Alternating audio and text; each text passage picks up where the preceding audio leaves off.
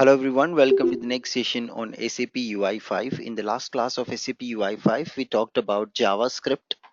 In today's session of SAP UI5, we will come more closer to client-side JavaScript and understand more different syntaxes on SAP UI5. Let's get started. So what we have done by far, we have practiced a couple of JavaScript stuff in the system. We also looked at creating a JSON file, so how the JSON can be created. So please confirm me if you were able to complete the exercise on creating this JSON. Anyone would like to volunteer and showcase what you have done, and then maybe we will progress with our next set of things. Okay, Nagarjun has already pasted. Very nice, Nagarjun. Let me just take up this JSON from your chat window and put it here at front of class to everyone. Thank you so much for doing that.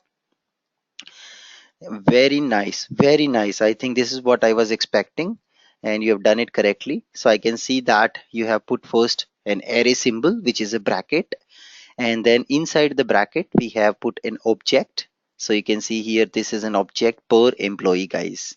Yeah, he has added multiple objects inside an array. So an array always have to follow the syntax as brackets. In the brackets you will put value, comma, value, comma, value. So what he has done is this particular value, what you see, is pointing to an object, your first object. This value is pointing to second object, and this is pointing to third object. Perfect answer. So you have done it absolutely right. If you all have done it, the assignment in this way, it's all correct. Yeah, it's all correct. Okay, Samir has also done it. Let's take it from Samir, and Raji also done it. Wow, Raji has put lot of data. Wow. Samir also had put lot of data. Very nice, Samir. Very nice. Let me take from Samir. Okay, let me take it from Samir. So don't feel bad that if I'm not taking yours, because we have to also continue our class for today. Just for demonstration purpose, I'm taking. So this is a little different technique Samir has used. He has first created individual objects, and then he added all these objects in the array. This is also good. Yeah, this technique is also fine. There is no problem in this technique. You can also do it in this way.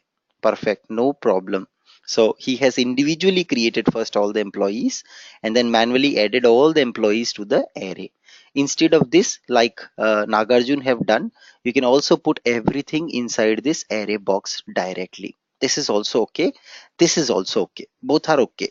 Your choice. Okay, then come is second is Minakshi. Okay, Minakshi also have done it. So she has taken, I think, some extra extra code she has put. I am not sure whether she knows about that code, but she had put it. Let me just paste that code in front of entire audience and see what she has done. So she has also done it in the same way. She is now writing a string first of all. So you see single quote. That means she is writing first a string, and now this string she is converting it to a JSON object. That's also a third technique, guys, which you can use. I think she googled it. Okay.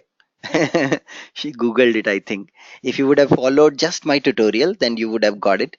I think you googled it on Google, you would have found this solution, because typically on Google you will find these kind of solutions. Okay, so here we have a string first of all, and yesterday, if you remember, I showed you how to convert a string to a number, right? Similarly here, we are first preparing a string which is looks like a JSON and then converting it to a JSON object. This is not so much recommended option. This is not that great option, because this is used in cases when you're getting some response from another system in string format, which you then want to convert to JSON. So this particular one I don't encourage anyone to use. The first and second one which you guys have done is perfect. Okay, it's perfect. Now I would also say, okay, maybe we will go with this one, or maybe we will quickly create one. Now, if you creating a JSON, you may also end up doing mistakes. Okay, you will also end up doing mistakes. How do you validate that the JSON which you created is correct or not? Right? So there is a website which is available on internet to validate your JSON. So you can validate your JSON using http json lint.com. This is how you can validate your JSON. Okay, so let's go ahead and see that. And there's also a question from Lokesh. I will take it up in a minute. Let me just first show you jsonlint.com. Here you can go and validate your JSON which you are creating.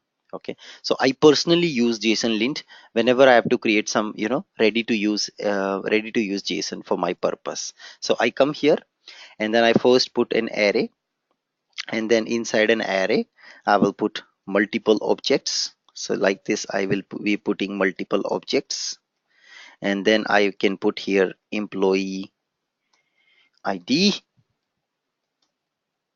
yeah, and I say Anubhav, or in fact I can reuse the one which you guys have created. So let me take this guy from here and I will paste my first object, comma, then maybe I take this one, and then maybe I will take this one. Yeah, so maybe right now only 3 employees I have taken. And let me now just click on this valid JSON button. Very important. So the moment I click, it will format my JSON, and also it will tell me if it's a valid JSON or not. I said valid, and you see, perfect, Samir, you see it's a valid JSON. So you all can try the JSON which you created yourself on JSON lint and see if it's a valid one or not. Let me do a mistake intentionally. So I remove this double quote which is closing the currency value. Now this introduce a anomaly in your JSON. Now let me validate again. You see, it's giving me an error below. So line number 4, we have got an error. So now I will enclose it back in double quote, validate, and you see it's valid. Let me just try to remove a comma then. I remove a comma and validate, and you see again it's giving me an error that you have missing comma. So I add it, validate, you see it's valid. So this is how we prepare or build a JSON. So I will give you some more exercises for preparing JSON in near future. Now let's take this whole thing and put it in our console. Okay, this is our console, and I say var all employee equals to this whole JSON. Press enter, and I say all employee, enter. You see it's an array of 3. Array of 3. Each item of an array is indicating one employee.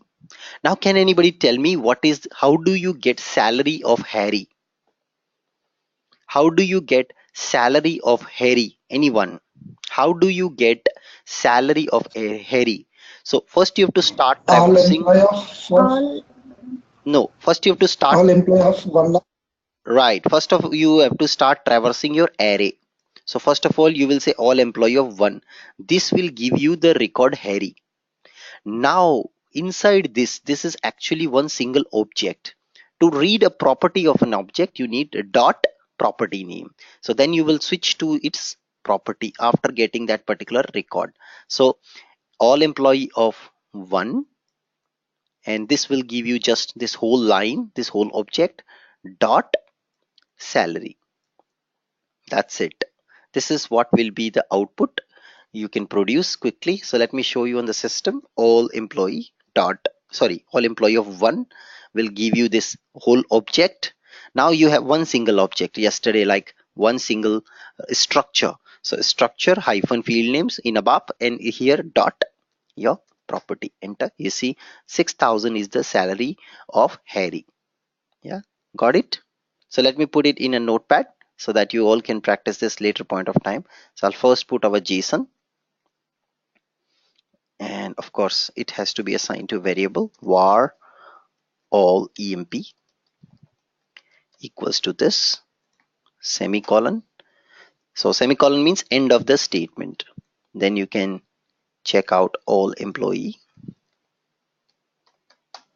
Then you can check all employee of 1. Then you can check all employee 1 dot salary. Now who will tell me how do I get salary of last employee? Always it should give me salary of last employee. Who will tell me? All employee. Who will tell me salary all of? employee of length minus 1. Perfect answer.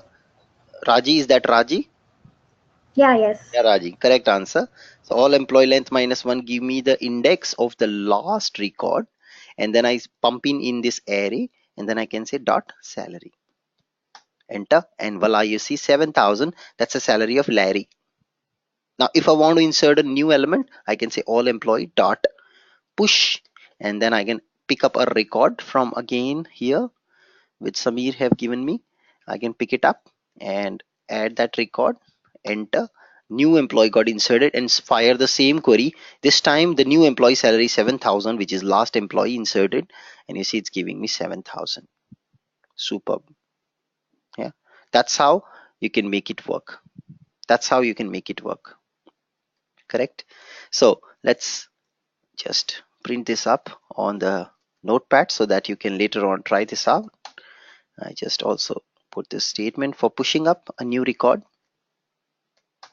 and then finally we have this one displaying the salary.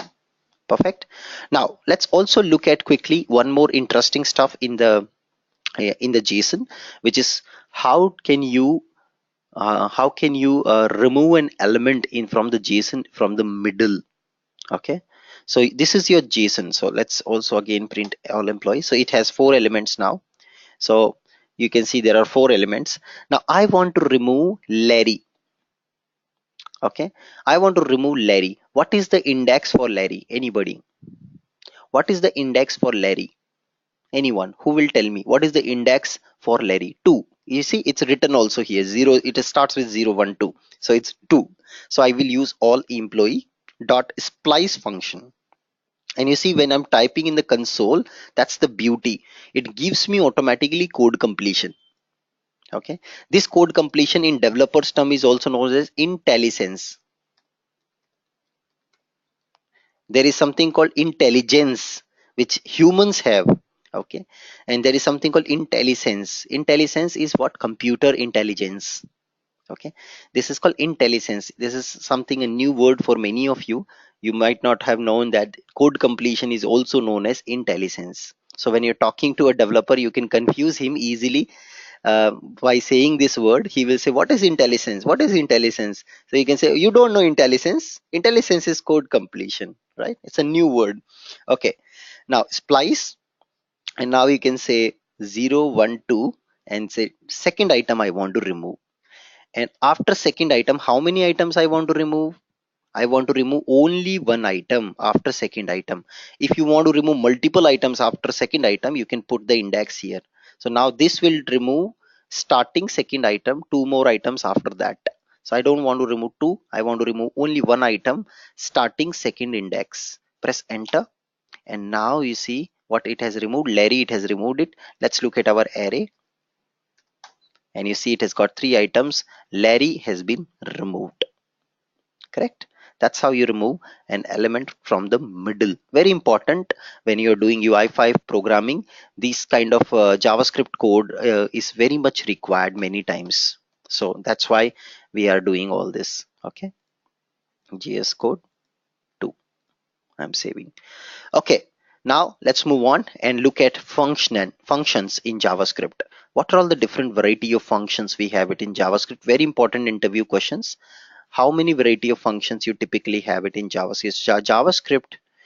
So what is the syntax for functions in JavaScript? We all know from our programming knowledge that we have functions for reusable piece of code. Yeah, that's why we create functions.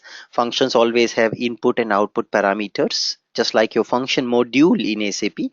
So first we have anonymous functions. Anonymous functions are functions without name. Okay, so you know the beauty of JavaScript, you can pass function as an argument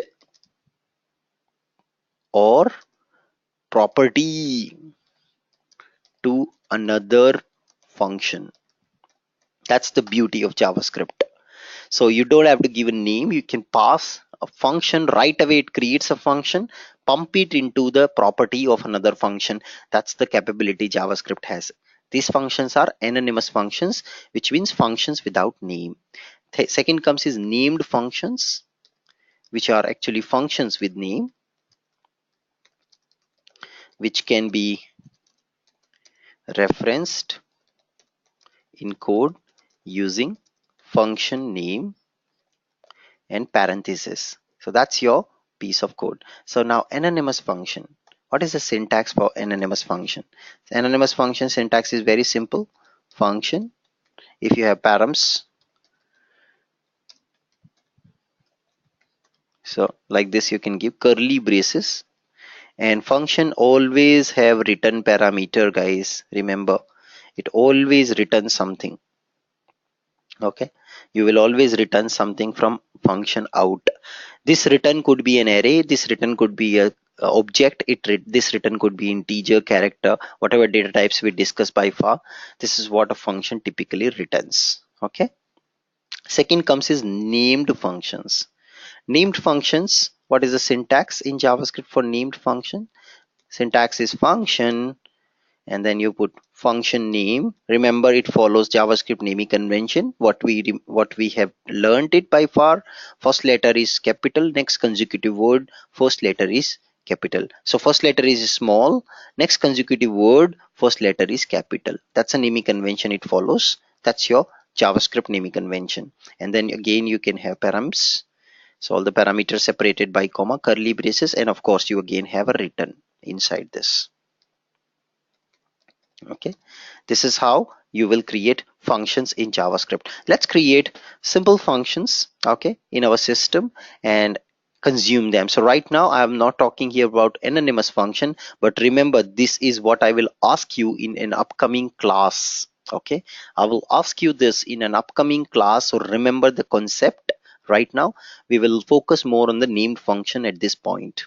Okay, there's no difference, it's just that one has a name, one doesn't have a name. Okay, so I will ask you this question in upcoming class. Okay, so remember this concept of anonymous function. I will ask you after writing a function, and then I'll say what type of function it is. You should say it's an anonymous function, function without name. Okay, there is no void function in JS. No, you always have to return something, or you can also say return nothing or return blank. Okay, you can say return blank. That's a void only, right? You're returning a blank. Okay, so that's what you can do it.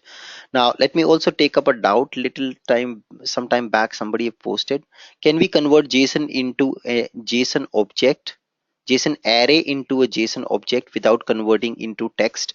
Because I think JSON.parse only take text variable as input. I did not get your question, Lokesh. JSON itself is what you are writing here is a JSON. So this whole thing what you've written itself is a JSON. Okay, this whole thing what you've written here itself is a JSON. So I don't know what you want to convert JSON string to a JSON object, JSON array to a JSON object. This itself is called JSON. This whole representation, an array inside an object, I mean an array of object itself is a JSON. I don't know what do you mean by this.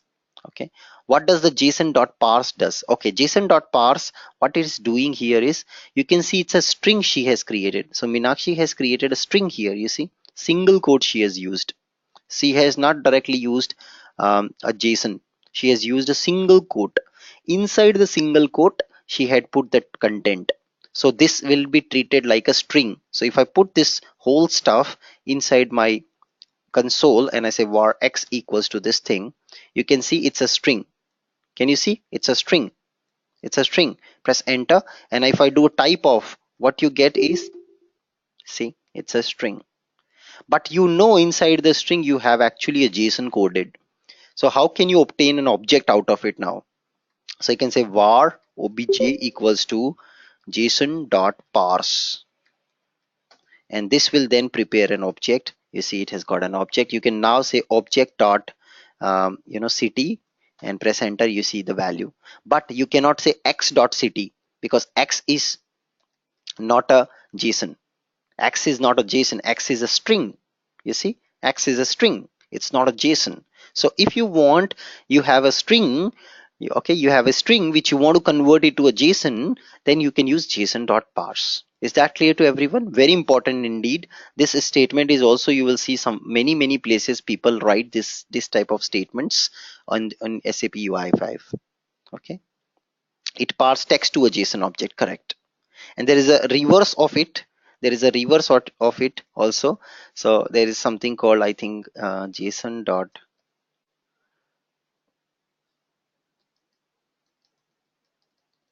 I forgot that reverse, stringify. Yes, JSON dot stringify, that converts a JSON object to a string. Okay, now I pass the object and you see it converted the JSON to a string. So JSON.stringify converts a JSON object to a string, and then you can transmit this to another system or another ABAP system or whatever you like, and there you receive it, and again you convert it back to a JSON object. So this is the kind of stuff you can actually do it while working with JSON. So let me also put this piece of code into the JS code. So very nice example. So here you have a string, and this string is getting converted to an object.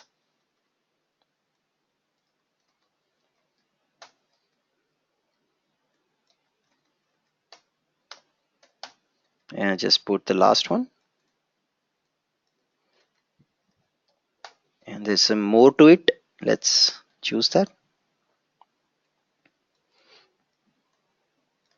And this one converts something to a string. Very nice. So do we need to use single quote or double quote? It's your choice. Single quote and double quote both works with JavaScript. Okay, you can use single quote or double quote, both works. Okay, both works. You can see it's working. So here it produced with a string with double quote, but the other place when we input it, we were inputting it with a single quote. Both works fine. So when you are having some data in form of double quote inside, better to enclose it with single quote, because this double quote system should not treat like a string, right? So this should be treated as it is, as it is. So you can use single quote in that case. That's better. Okay, okay, very nice. Let's move on then. So I just save this first, and now let's create a simple user interface. So maybe just quickly restart my Orient server, because it might be hampering things by now, and just come back and launch my web IDE one more time, and we will then go ahead and see what to do. Okay, come here, and now what we just do is execute it. Yeah, and just come in another session and execute it, dock it hand to hand, and I just open this JS example, and I'm also going to add input fields on the UI. So let me add input fields. So I put probably div tag, and then we will put our label user, and I'll put input, and I'll put here now I will put here password, sorry, next label as password, and then I can also put an input field for password. Now watch carefully, I'm also going to put here ID of input field. So you remember ID of an HTML element remains unique, so I can say user, and I'm gonna also come here and put an ID, and I can say pass. That's what I can do it. So user and password, I have added it over here inside the div element. Okay, and now what we will do is we will just go ahead and write a logic. So I'll put a button also inside this div only for the logical grouping purpose, and I say button, and I say on click is an event equals to, so I say verify. Okay, so I'm putting a verify function inside this, and this verify I'm going to implement it here on the top. Now anyone, what is this type of function it is it an anonymous function or a named function? Who will tell me? Is this an anonymous function or named function? Perfect, it's a named function. You see a name over here, that's a named function. Perfect. So now we had put an ID of the input field. So let's refresh. You see username password have come up with the button. Oops, button label is missing, so check me in. and say check me in, and you see the button label also comes up. Now let's look at some interesting APIs. Now the word API is also something which is you all know, but you don't know how to define what is an API. Anyone, what is an API? What is an API? How do you define this word? We all use them, we all consume them. It's there in every programming language, but why we are not able? Application programming interface, that I know, and that I know very well. API stands for application programming interface. That I know very well. How do you define what is an API? You have just give me full form of it. Tell me the definition. What is an API? Interface to interact with other system. Are you interacting with other system here? Are you interacting with other system? It gives a library to reuse. Perfect answer, Lokesh. So what is an API? API is nothing but it is a class or a function which is provided by a framework on which we are creating our application. So if you use UI5 framework, UI5 gives you API like sap.ui.button, sap.ui.commons.button. That's an API. That's a class which UI5 giving you to create a button object. That's an API. So anything which you reuse, which is standard provided by framework vendor, is called an API. It could be a class, it could be a function. So sometimes these are used interchangeably. Sometimes you'll see we are using a class that we calling an API. Sometimes we are calling a function that is also called an API. So we have APIs from our standard document object, which we can use to request or to read elements from the DOM. So we have ready to use APIs from document object in JavaScript. What are all these APIs? There are different APIs, very powerful. So if you want to get, so anybody, what are all the three selectors we learned in CSS? Anyone? What are all the three selectors we learned in CSS chapter? Who will tell me? Dot class name. What else? How can you select? Sorry? Tag name. Perfect. What else? Hashtag ID. Gautam has given an answer. Right. These were the three selectors we learned in CSS. What were these selectors doing? They were targeting an element to apply style. Same thing applies here in JavaScript. We can now read the object of HTML element using the API. So this API is available to read the HTML object, okay, which we can also call a DOM object. So you see whole of your DOM, your tree structure, you can read any of the object from HTML DOM in your code, in your JavaScript code. Now, which is the object? Which is the object? Hold the object of DOM. Anyone? Which object hold the object of DOM? Anyone? Which object hold the object of DOM? Yesterday's class, I taught you. Which object hold the object of DOM? Perfect answer. Dipesh, Lokesh, everybody has got it. You have got a wrong answer. Somebody have typed, Lokesh have typed wrong answer. What needs to be corrected in this? Anyone? What is the right answer? Why this is a wrong answer? Perfect. D has to be Capital D. small. Very good. If you are understanding in this way, you will never do mistake. If you put by mistake D capital, it will be a problem for you. It will not work. I will show you in the system in a minute. So this is the API which gives you the tree structure, the DOM object. Inside the DOM, you have all HTML elements arranged in the tree structure form. So you can get those element objects using three of these APIs. One is document dot d small, get elements by tag name. This is first API where you can pass tag name inside. Okay, this will give you all the elements inside which belongs to the tag name. So can anybody tell me how many elements it would probably return me from a page? How many elements this API can return me? One? Do you think there is only one element with the tag name on a UI? Mahendra has got it right. There can be multiple elements, right? Like we had put h2 tag in our last example. Multiple elements were there with that tag name. In this example also, if you come and see, we had put multiple labels, multiple input fields. So if you want all of them, you can use get element by tag name returns multiple, because you see elements here. This see the API carefully. Get elements by tag name. S is there. Elements. Okay.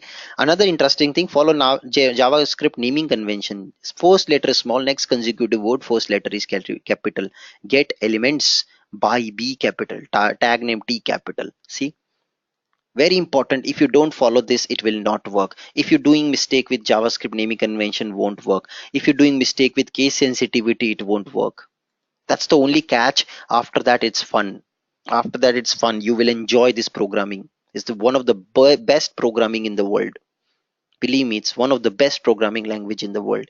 It returns multiple elements.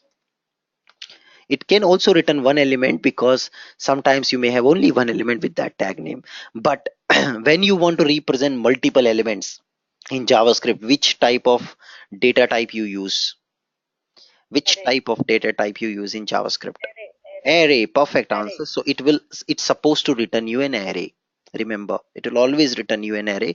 If there is only one element on the UI with that tag name, it returns you array with one element.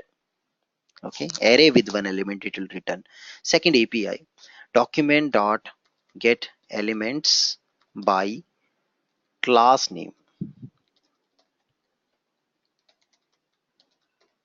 Okay, this gives you all the elements which belongs to a particular class classification.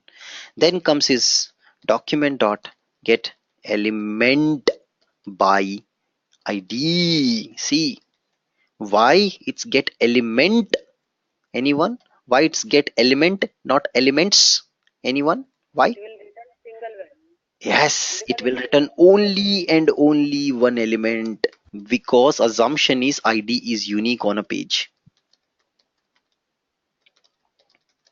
Multiple elements won't have same ID. One element only have a unique ID. Every single element on your page will have a unique ID. That's the basic rule of HTML we have, right?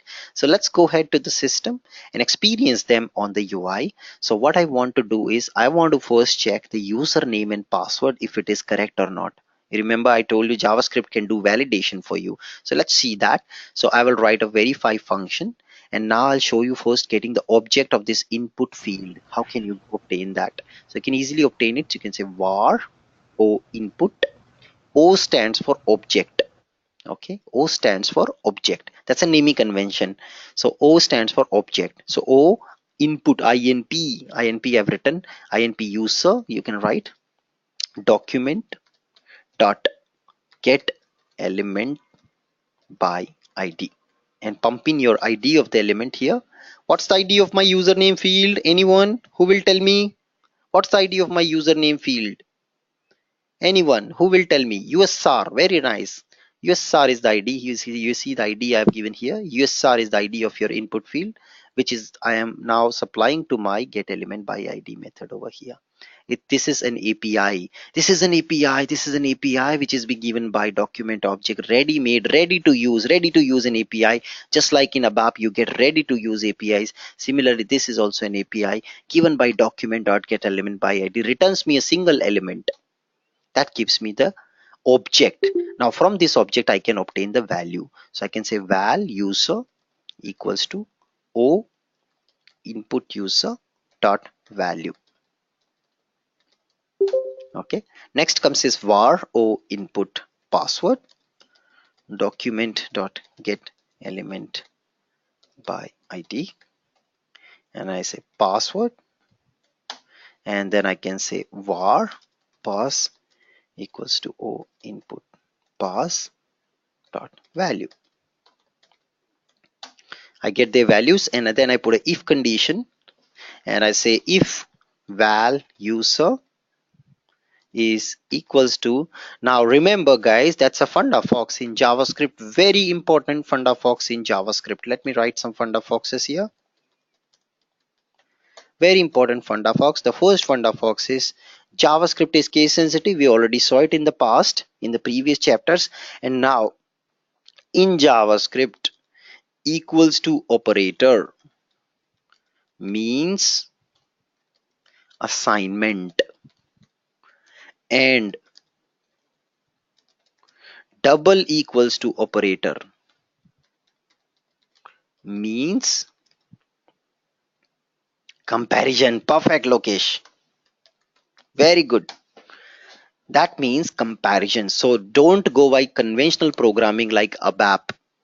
Here double equals to means comparison. Sometimes in WebID we have to use triple equals to for comparison. So don't worry, you can put triple equals to for comparison just to be safer side, and single equals to for assignment. So inside if condition, if I'm putting single equal to, it means assigning. I'm assigning the value inside if condition. I'm assigning some value to this variable. Don't do that. Put double equals to for comparison. I say if it is Anubhav, and if the password is also Anubhav. Okay, if the password is also Anubhav, okay, then my validation is passed. Then I'll just say document dot write, and I say log on success. I replace the whole DOM, else I will just give a window dot alert and say please try again. Okay, very easy. Save this. You see, all of you understood this logic. What did we do step by step? We first got the object of user and password field, we got the values, and then we just compare it. After comparing, we are right now giving output to the user if it is equals to, if it's compared or not. Triple equals to values are data type comparisons, both will be checked. Yeah, so triple equals to means, so Lokesh is saying triple equals to means both the value and data type will be checked. Okay, if you put double equals to, only the value will be checked. Okay, since it returns an array. Okay, Lokesh is also asking a question. Since it returns an array, that means val user. Why we are not using val user? Do you think that this val user is an array? Are you sure? I don't think so. How many values you can put inside an input field? Can your input field act like a table? How many values we can put an input field? Anyone? Can your input field single value? So how will it be an array? It cannot be an array, right, Lokesh? It cannot be an array, correct? It has to be a singleton value. So first of all, your object is also single. You see, this produces a single object because you are saying get element by ID on your user interface. There will only be one element with this ID. So this gives you a single object. And then with this single object, you are saying give me the value. Hope it is clear now. Yeah, and then you got your value over here. Save this. Let's come back and test it. So I come back, refresh, don't forget to refresh, and I say first incorrect text, negative testing I'm doing. Now what do you think, what will happen? What mistake what intentionally I am writing wrong? What do you think? Is this a right password user combination or incorrect password user combination? Incorrect, because a is small. Okay, that is your data is also case sensitive. So a is small, and I check it, and you see please try again. Now I will make a capital. Okay, so I make a capital, and oops, there's a bad programming. Password, how can it be visible?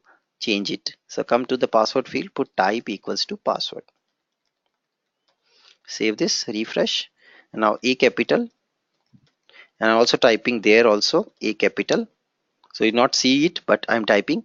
Click on check me in, and voila, log on success. That's the beauty. That's how you can do validation using JavaScript. Clear to everyone? But now you see guys, amazing. Big So we can go and hack anybody's password now because you know JavaScript. So what you can do is press F12. Okay. How do you check what is the ID of this input field? Anyone? How can you find this element in the DOM? What do you do to find this element in the DOM? Anybody? What do you do to find this element in the DOM? Anyone? What do you do to find this element in the DOM? Right click, inspect element. You can check it in the DOM. You're forgetting basic concepts, guys. Here it is in the DOM. What's the ID in the DOM for this field? What's the ID of this field in the DOM? Pass. Copy this. What is the beauty of JavaScript? Browser understand JavaScript directly. You can write in console document dot get element by ID dot value. Voila, that's the password of the person, which means if somebody in the cyber cafe stored their username password in the Gmail inbox, or you know sometimes you get auto populate password, right? You can hack it. Let me show you an example. Go to LinkedIn, or maybe just go to Twitter. If the LinkedIn is already logged in, it's already logged in. So I go to Twitter.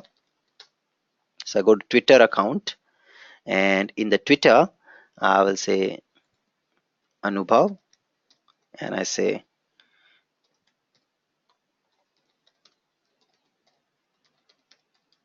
can anybody guess what I type here?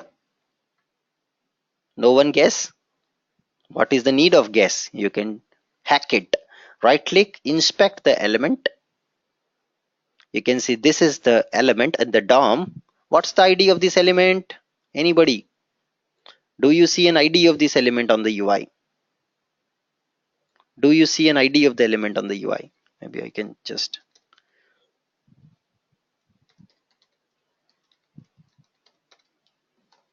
you don't see, right? So I can just inspect the element. You don't see ID of this element on the UI. Insert an ID, double click, put ID equals to Anubhav, enter. You see now an ID is there. What can you do? Copy this ID, console, document dot get element by ID, Anubhav dot value. This is the password, guys, of the person. This is the password. You can hack it quite easily. It's JavaScript. You can hack anybody's password quite easily. Looking into the DOM, taking the ID, putting it into the console, using the API document.getElementById.value. Browser gives it. Browser understands JavaScript directly. But remember, big power comes with big responsibilities. So never do that. Okay. Never do something which make you feel shame. Never do that. So don't do that. Don't misuse your powers. Okay. Now come back. So that's document.getElementById.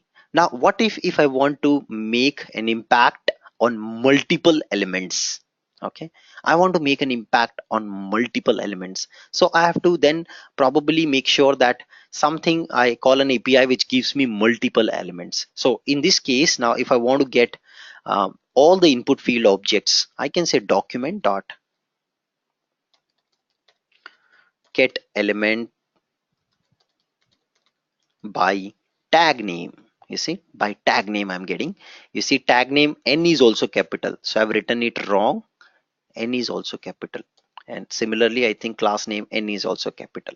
Okay, so tag name, and I say input. What it's supposed to give me? Anybody? What it's supposed to give me? How many elements? In this case it will return me. Anyone? How many elements?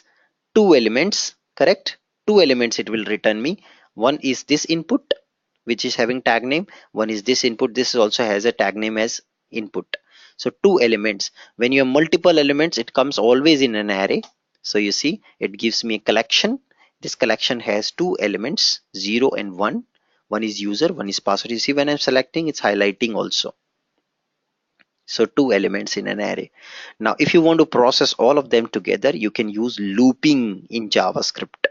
Okay, you can use for loop to loop over all the elements, and you can do some changes to that real time the way you want. So I will say for, and I can say Okay, maybe I'll show you the code. So first of all, I'll take all these elements. So I'll say all input inside an array object. Okay, so I come here and take it in an array object. So let me keep writing it into the JS code. So that's my first thing. Then I will get it into an array object, and then I'll write a loop. So for from where the index of an array starts with, anybody, how the index of an array starts with 0. So put I equals to 0. I is less than all employee, sorry, all input field dot length. Loop as long as I is having this length. Okay, I plus plus curly braces. So it will loop. Okay, it will loop as long as this is the condition. And now inside this, what you can do, all input of I dot value you can print. So I can say console dot log, print me the value of my all input fields on the UI. Okay, so I'm looping now, starting with index 0 till the length, till how many elements are there inside the array, and each counter, I'm keep increasing the counter towards the end of the loop, and then I'm keep on looping this array elements. Now inside the loop, I'm just reading the ith element, reading its dot value, press enter, and you can see it printing me my value. Now you see it didn't print my password, because if you see, the problem is it should be less than equals to, because it should also loop 0 and 1 also. Length is 1 here, so it should loop up to 1. So it should be this code, and now you see it should, oops, it's not printing. There's some problem. Sorry, I think the code is same only. Console.log all input of I dot value, and yeah, we should just see, okay, the value is empty.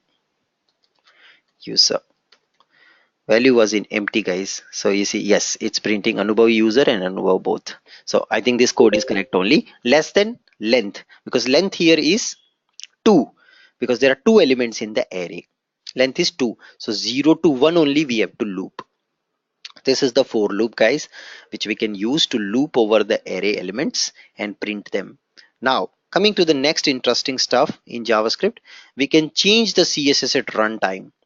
So suppose I get an object of an element. So maybe I just again say all input fields, and I want to just get the object of my username field.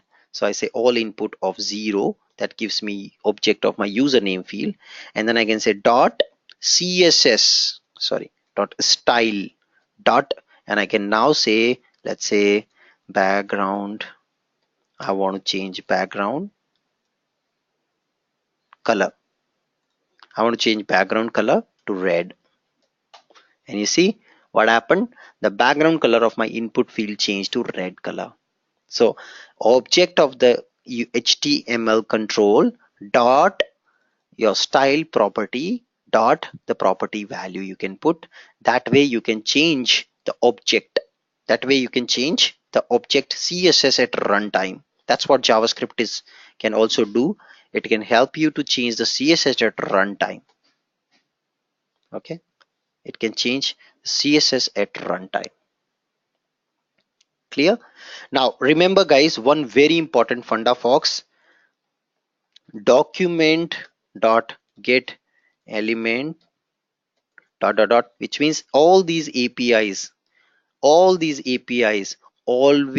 returns an object of HTML element. Hope it is clear to all of you.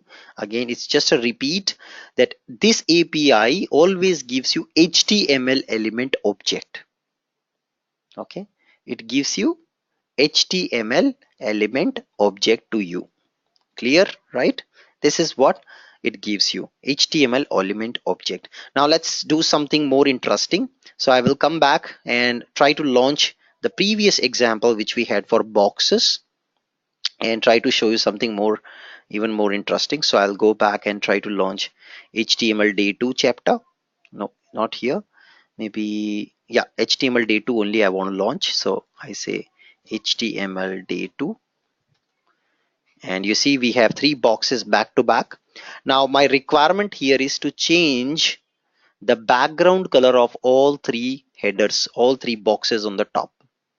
Okay, in one shot I want to change color of this and this. What do I do? Anyone? What do you think we can do? How can you change the background color of all three headings? Yes, Get first get element. these heading objects using class name, loop over them and change the color. Simple. So let's try that. So I come back to our code. So let's dock it hand to hand. Just switch to HTML day2. Yes, this is the one. And then maybe I'll just add a button on the UI. So maybe just add a button on the UI. So after this, I say button and I say magic, and I say here on click is an event, and I say show me magic. Okay, and let's implement show me magic on the top. Style, sorry, not style, script tag, right? For JavaScript internal we use script tag, not style. And say function, named function, and then let's curly brace, and now here you can write your code. So first step, get all the elements. Second, step 2, loop, add them. And then step 3, inside loop, just change CSS at runtime.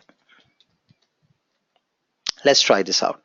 So get all the elements. So say var all elements equals to document dot get elements by class name this time, right?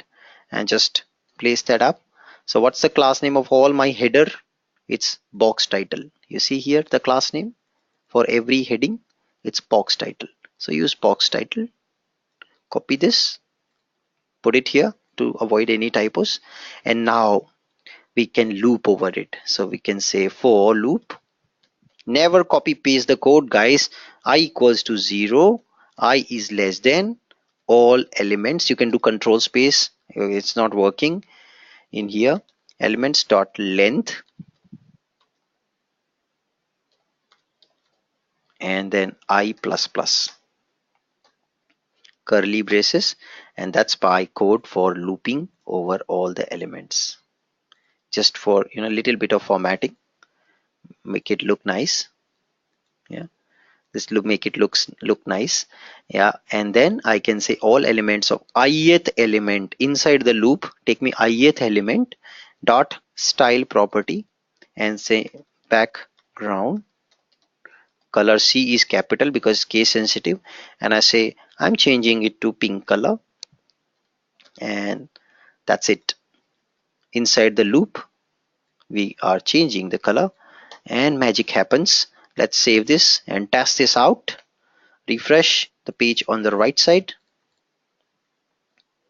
So I just come down, refresh, and you see magic button comes up. I click on the magic button and let's see what happens. I click on the magic button, nothing happens. Yes, it happens.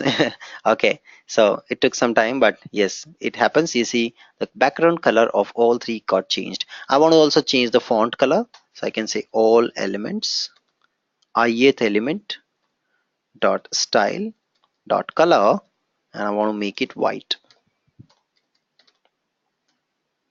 Okay, I want to make it white. Come back, refresh, and watch carefully now. Current color is red, background is aqua. It should change to pink and white combination. Click on the button and you see pink and white combination. That's the beauty of JavaScript. All three elements got changed quickly, as like blink of an eye. That's the beauty of JavaScript. And this whole code runs on the client side. You don't have any server here at this point. That's the beauty of JavaScript. JavaScript can validate your input. It can change CSS at runtime. Yeah, it can change CSS at runtime.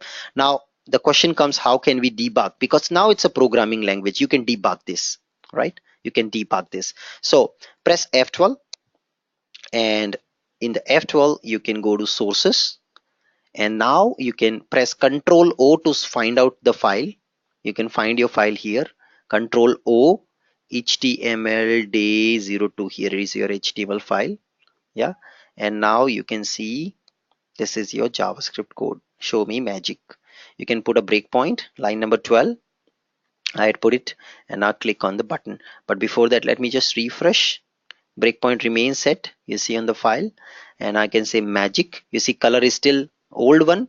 Now I click on magic, and voila, you see breakpoint has hit.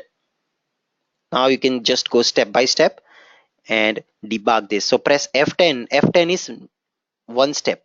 Okay, next step basically. F10 is next step. F11 is go inside. Just like in ABAP, we have F5 to go inside, F6 for next step. So like here we have F10 and F11.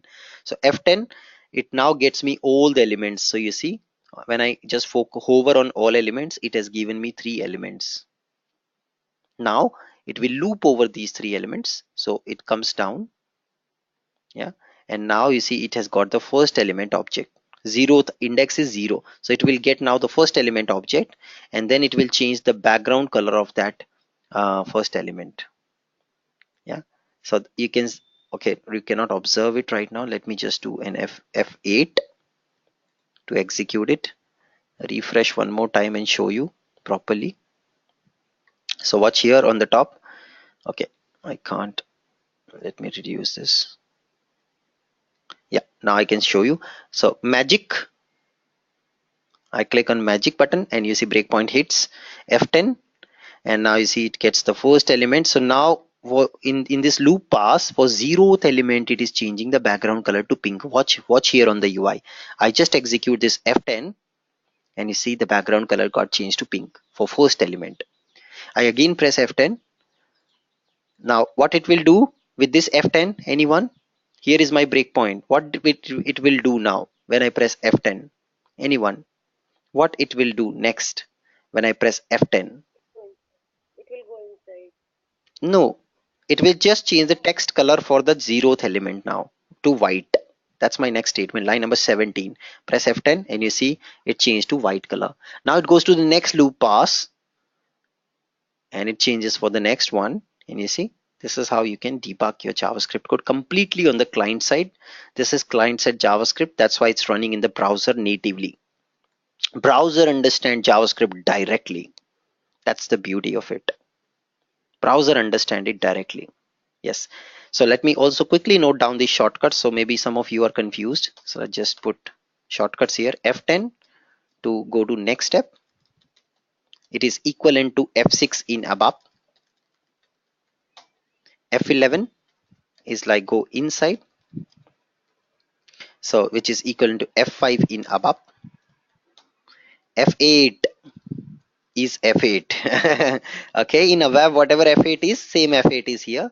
Move to or move till next breakpoint. That's F8. Okay, F5 you all know in browser, F5 means refresh. It will reload everything.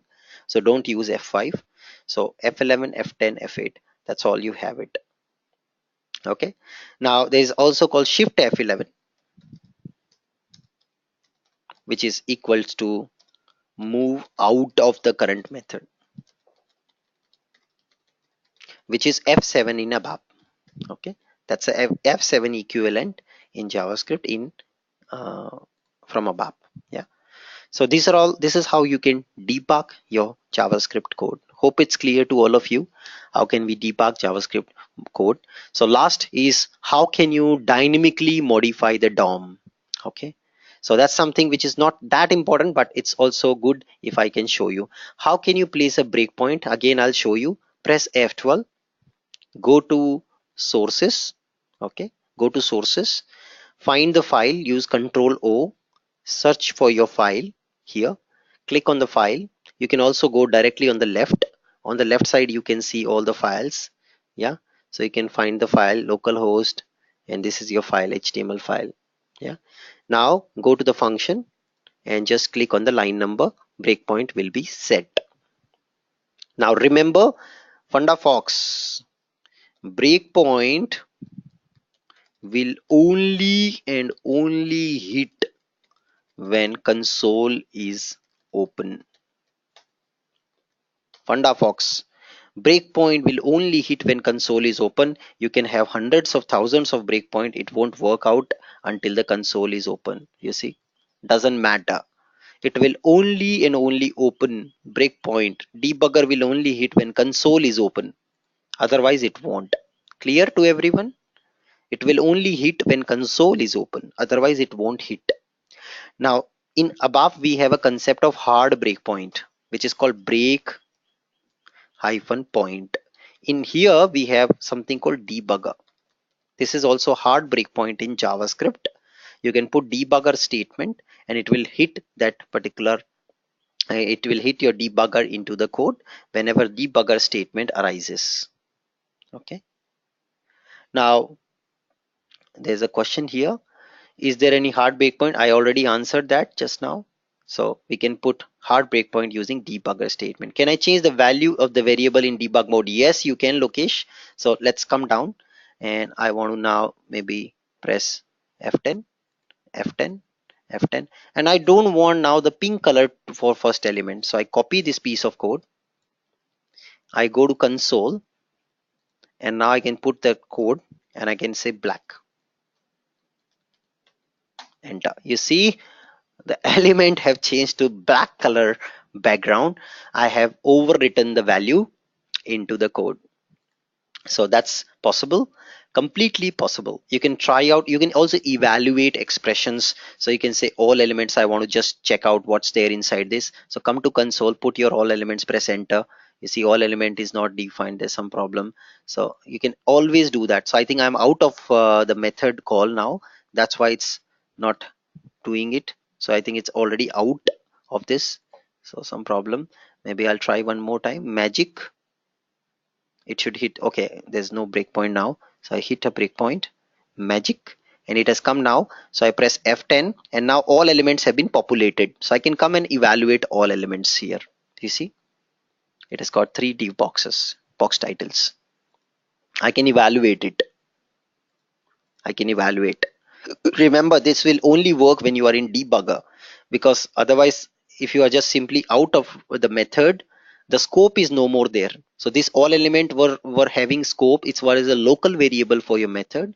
Now the scope won't be there, so you can't read it now, because in the debugging in that method the variable was persisting. After the method got destroyed, the variable also got destroyed. So you can't test it like this. You have to be in the debugger inside the method to check its local variable values. That happens in every programming. In ABAP also you might have seen that. Okay, so that's a natural thing for any programming. The local variables having scope only for the lifetime of method. So you have to check them if you want to inside the debugging only. Now next, how can you add dynamically JavaScript elements? Not so important for UI5 Fiori, but just for explaining. Yeah, you can leave for your office, not a problem. Just 5 more minutes I will take it. How to insert elements in the DOM dynamically. So let's come back to our previous example.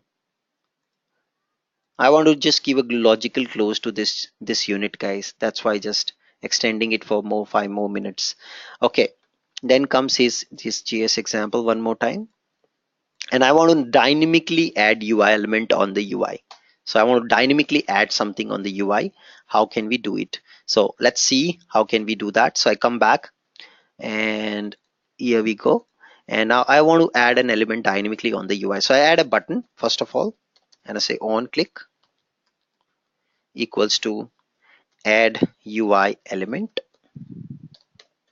So I'm going to change the DOM, guys, at runtime, and I say add new.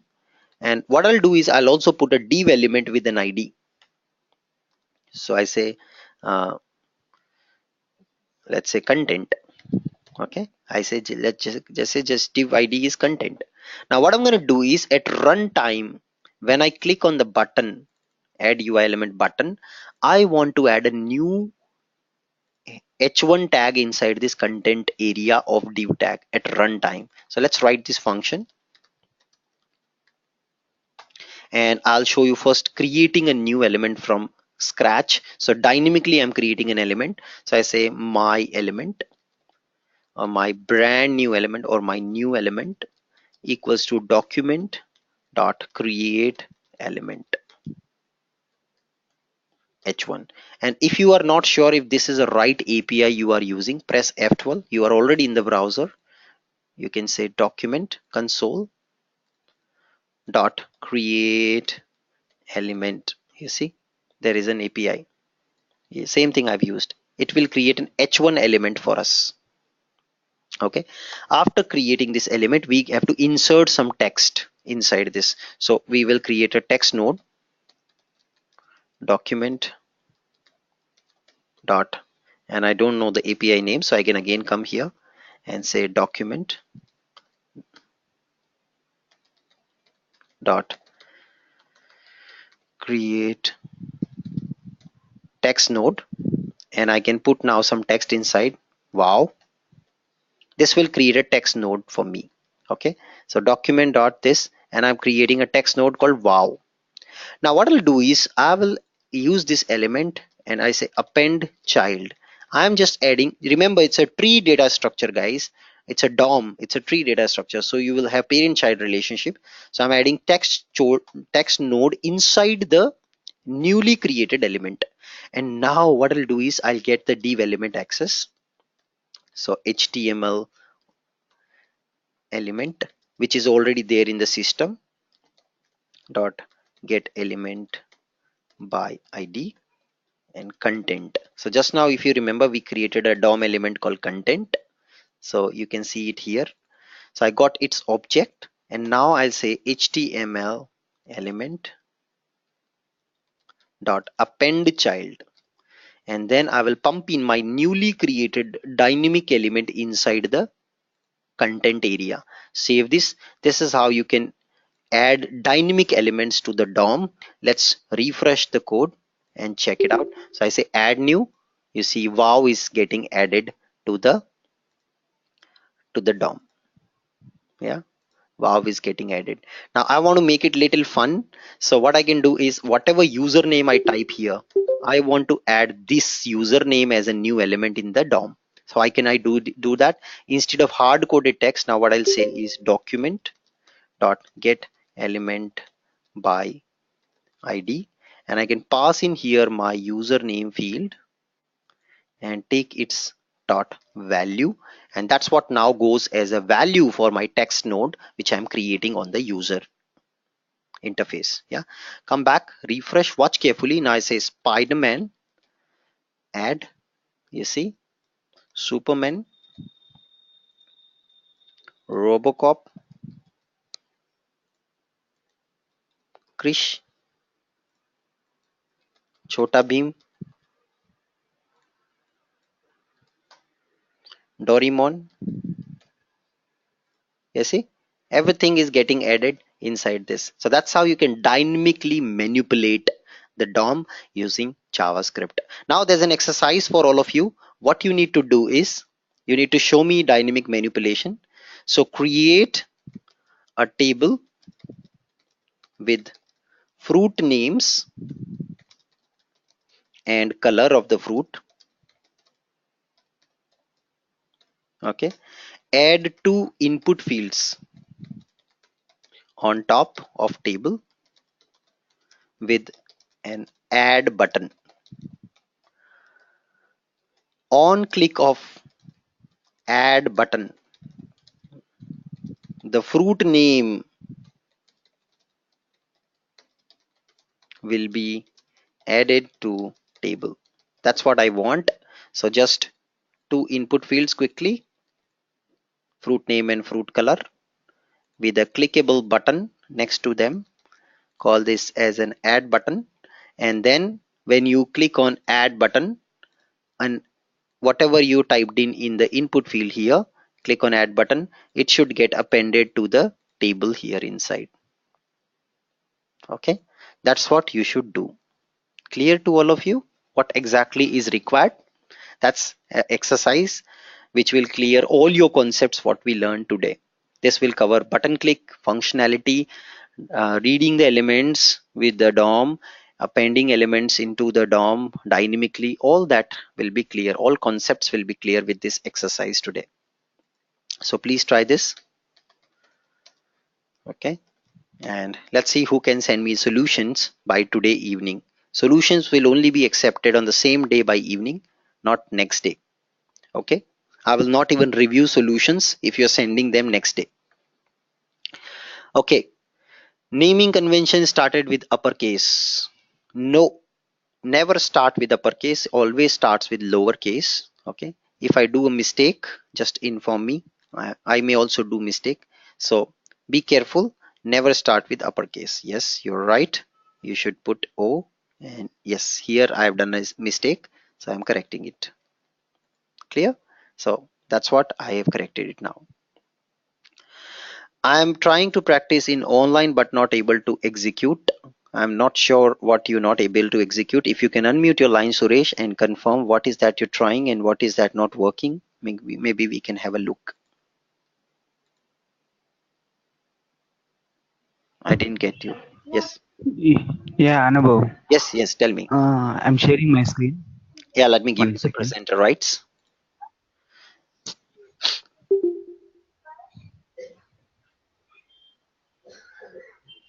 We need to make it little quick. We have another 5 minutes Yeah, yeah, max. yeah, I am getting also late for office. yeah. 1 second.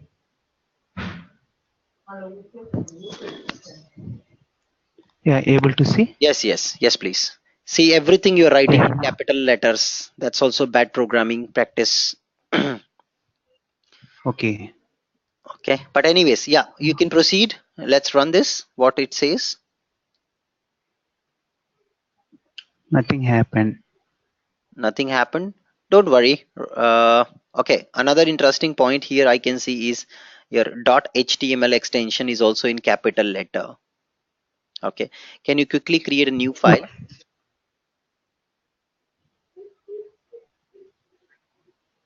Right click, new, file, file. Just give some name. Name you can give in caps. .html in small letter.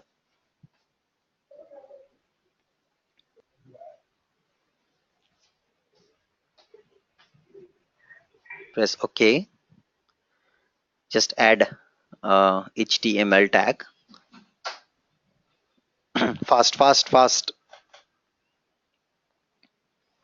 DOCTYPE space.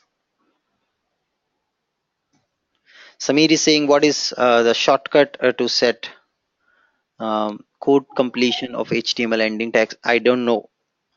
I'm not sure, Samir. It is not working for me. Please explore it and maybe tomorrow if you can guide us. Okay, Samir. So please try that out if it is possible and explain us because I never tried it. Don't put anything in header. Just go to body and put something in the body.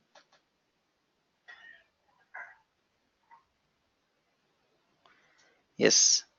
Put just put a random text. Anything you can write. Put a div or yeah, that's it. That's okay. Now go on the top in the doc type. After doc type, put a small HTML space HTML. Save this. Control S and now yeah, run this. I can see that you have actually created a UI5 Fiori project from template, I guess. Quick start application that you're trying.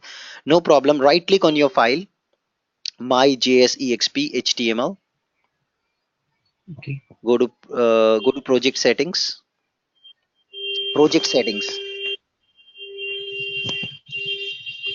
Okay, don't worry. Now, can you go to on the top run? Yesterday we saw that. Can you go on the top run configuration? Go come to run index HTML below on the left side. On the left side you see run yes. And now here in the name, can you see file name web app index HTML? Change it. This we saw it in yesterday's class. Yes. Choose your file. Okay. my.js exp which you had created just now, or you can Okay. choose this also. Click on OK and open and run, save and run, save and run. Okay, now you can also click on run button directly. No problem. Play button you see on the top, right? Click on that and something is happening. Not sure. You can click on play again. Let's see what happens. Okay, do one thing.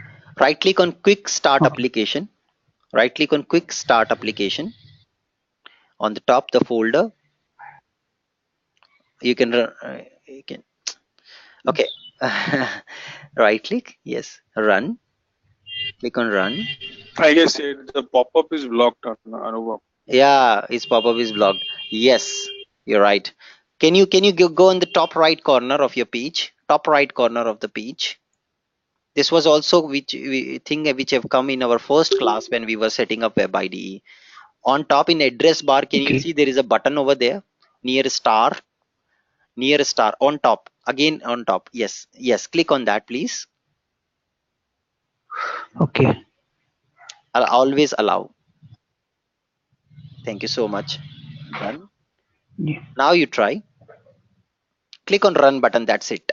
Click on run button. That's it. Voila. Okay. Now it is. So all this was covered in our previous chapter. All this was covered. All this was discussed. So you have to follow the videos properly. Okay. Okay, don't start Okay, with Anam. quick start application. Quick start application is Okay. kind of little advanced at this point for us. You can simple start with Okay. creating a folder. Inside the folder create an Okay. HTML file and then run that. Okay, quick start application is not the right Okay. way forward for you at least at this point of time. You are a beginner, so don't try to overdo it. You will not be able to even learn basics then, right? That's my recommendation. Okay. Again, you can decide what is better. Yeah. Okay. Yeah. Okay. Okay, wow. Thanks. Minakshi, are you there in the call?